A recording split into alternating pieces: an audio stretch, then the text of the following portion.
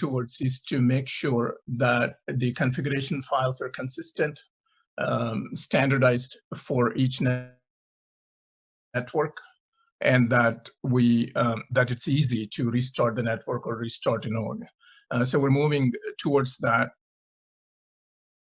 And this 2911 PR is to remove as many of the default values for CLI options as possible, so that basically the configuration file drives the settings for the node in that particular network, whether it is the test network or mainnet or sandbox or development. So that's what that is about. And the other 2910 is to eliminate the duplicate blocks during the Genesis ceremony. So what happens is currently the ceremony master would repeatedly broadcast candidate blocks, and the peers then are each having to validate each of these blocks that are triggered, even though they may have already processed that. So we kind of fix that so that we don't have to process the duplicates. So those are the changes. I mean, relatively minor in scope. But besides that, besides what has been released in 0924, the team is working feverishly on some of the backlog items, or some of the, I would say, longer effort items. These are taking a while to get through, but this is being worked on. Improvements to the last finalized state. There is an initial draft that Tomislav put out, 2913 draft PR. And also what Tomislav has done is made it very nice and modular so that multiple people can participate in doing different pieces of it. So NetZipper will also be tackling pieces of this. It's set up to be able to do that now. So that's going, you can take a look at 2913 right now, but it'll probably take a little bit of work before it's merged. Also, given that both the last finalized state PR, as well as the merging work, tri-merge and all that we are looking to do, those are all substantial effort. So we are on GitHub, we're working on then eventually when a feature is complete, or at least we know that the feature is in a state where the changes will not conflict with the main dev branch, then we're going to merge that feature branch into the dev branch. So that's kind of what we're going to be doing. Some of these other things as to what we're working on, I already talked about. Merging is one. Improvements to multi-parent Casper, sharding, and improvements to logging. Those are the ones in addition to the API changes needed or requested by exchanges. So we have so far worked with KuCoin and CoinMarketCap. There are a couple more exchanges wanting to participate, and they are passing on their requirements to us. So I think once we work with 2 or 3, whatever number of exchanges, we will be at a point where for a new exchange to come on board should not be a big deal, because by and large, we would have addressed the requirements they have, and anything new should be relatively minimal or none. So that's the anticipation at this point in time. Greg is working on Rolang 1.1 as a separate feature branch, like I described earlier, and that should improve the syntax and user experience and reduce the learning curve for folks coming on to Rolang. So those are the new parts to this. The rest of it that is down here is just basically I left it in there as to what is in 0923. So if somebody needed a refresher of what's currently on the mainnet, that's there in that section. Any questions?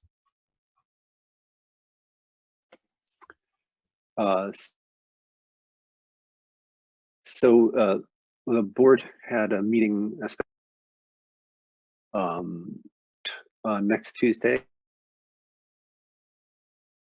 and I believe that Steve Henley has got a draft agenda together. I'm not sure if it's been published yet, but it will be published shortly. I know people have been wanting to see the agenda before the board meetings, so look for that. We do have an interesting situation. KuCoin is working with a company called RChain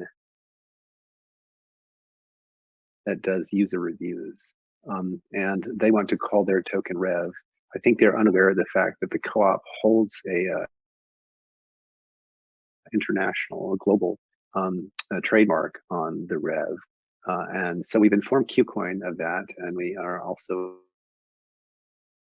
in the process of getting the contact details for RChain, so we can inform them of that.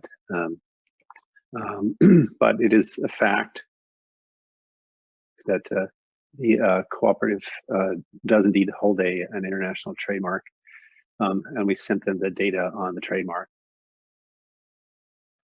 and so that they can review that and hopefully adjust accordingly. Otherwise, we will have to take further steps, but I don't think anyone wants to do that. There are many, many other better token names for RChain. We need to make sure that KuCoin also observes this legal requirement. Any questions on what I've said so far?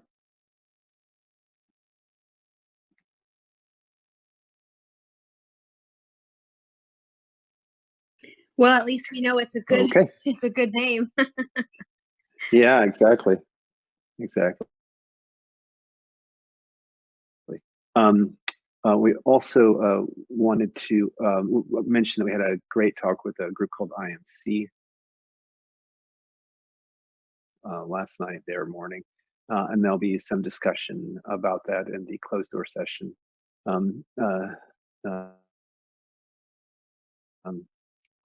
On Friday. We're also talking to other exchanges now. So we have the paperwork. We'll be revising that today, so we should start to see more activity for the Rev token, the RChain Rev token on other exchanges as well. So any questions on any of that?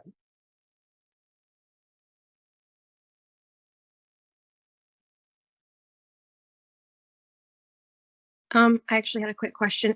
Sorry, this is not really related, but is this the new room going forward for this? It is, call? yes. Okay. Yeah, sorry about the late notice on that. I think we found out. Oh, that's fine, no problem. Close to the time that we need to switch rooms, but it's done now. We also have we've got the new pitch deck in good shape, and it's being circulated amongst the other folks that we've been approaching. More on that on Friday, but thanks to all who participated in improving the pitch deck. Let's see. I think that's all we've got for today. I hope everyone is staying safe in the COVID-19 situation. I also want to say that I would like to organize a sort of in-place hackathon using RChain and Dappy, where RChain will pay out Rev for people who are interested in building dApps that support folks the need during the COVID-19 pandemic. So, for example, applications that help with the food delivery service to the elderly or grocery delivery service to the elderly, tracking applications for mask supplies or ventilator supplies, anything like that that people want to build using RChain and DAP. The co-op will pay out significantly in terms of rev. So we'll set up the parameters for that. Probably get those published this week, but I do want to invite people who are interested and excited about building RChain to show that we can put RChain to work in service for those who are in need. Any questions on that?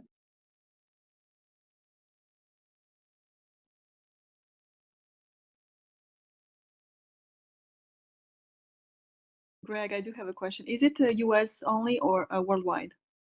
Worldwide. Okay, thanks. Yeah. Okay. Unless there's other topics people want to discuss, we can yield back the time. Any burning questions people want to ask or issues people want to address?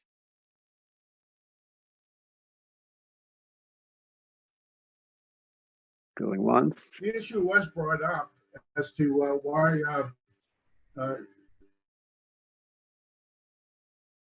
you would have to install an app to run DAPI.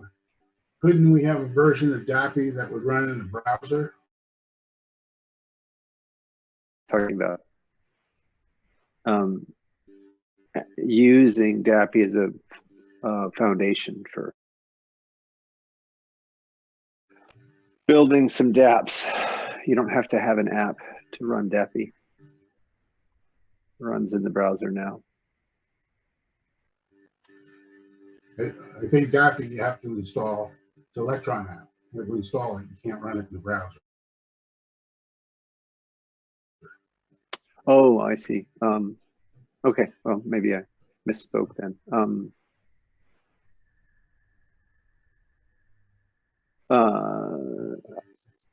I mean, you can. Yeah, that's what we can do. That's an interesting. Do this offline. Yeah, we can. The version that ran in the browser would be Sure, nice. Of course, it gives it a bigger reach.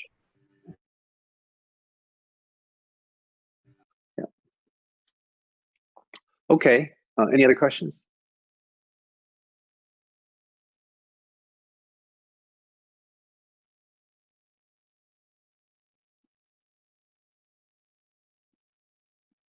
Awesome.